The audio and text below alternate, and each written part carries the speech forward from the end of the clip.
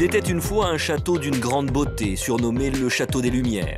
Ce château lorrain est un joyau de l'architecture française. Mais ce chef-d'œuvre dissimulerait une malédiction. Une série de terribles incendies, 13 au total, pour la plupart inexpliqués, s'y abattent quasiment tous à la même date. Cette succession est quand même assez curieuse, donc effectivement, on s'est interrogé sur cette malédiction.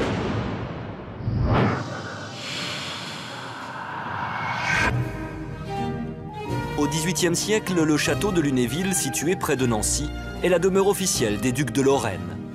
Jusqu'en 1766, le règne de Stanislas marque l'âge d'or de Lunéville, qu'on surnomme même le Petit Versailles. Lunéville, à cette époque, va être un centre de culture très important, très brillant, et qui va rayonner d'ailleurs sur toute l'Europe des Lumières, donc au XVIIIe siècle.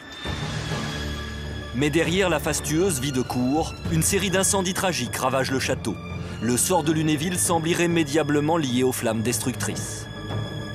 La série noire débute finalement à peine le château achevé.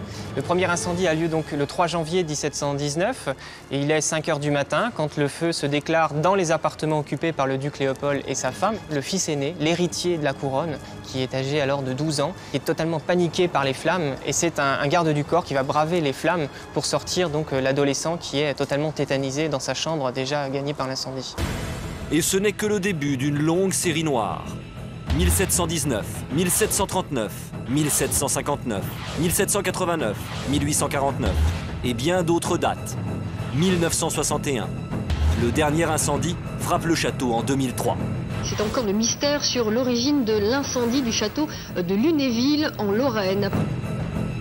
C'est une catastrophe comme on n'a pas vu depuis longtemps. Aujourd'hui, quand on voit ce désastre, c'est effrayant. Un sinistre effrayant par l'ampleur des dégâts.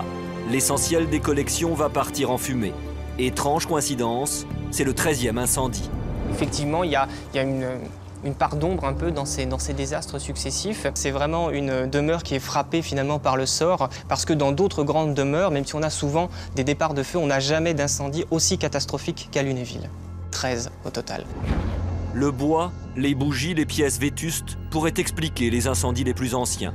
Mais de nos jours, le feu frappe encore et le plus troublant, c'est qu'il se déclenche toujours à la même date. Il y a une date qui semble maudite finalement pour le château, c'est le début du mois de janvier, puisque le premier incendie a lieu le 3 janvier en 1719, l'incendie de 1814 a lieu dans la nuit du 1er au 2 janvier, et enfin celui de 2003, l'un des plus terribles, a lieu également donc le 2 janvier. Donc on est à quelques heures d'intervalle, quasiment toujours à la même époque. Ce qui laisse planer une sorte de suspicion sur cette date qui pourrait vraiment être une malédiction pour le château de Lunéville. Mais alors, qui pourrait être à l'origine d'une telle malédiction? Serait-ce l'œuvre d'un esprit pyromane qui hanterait le château?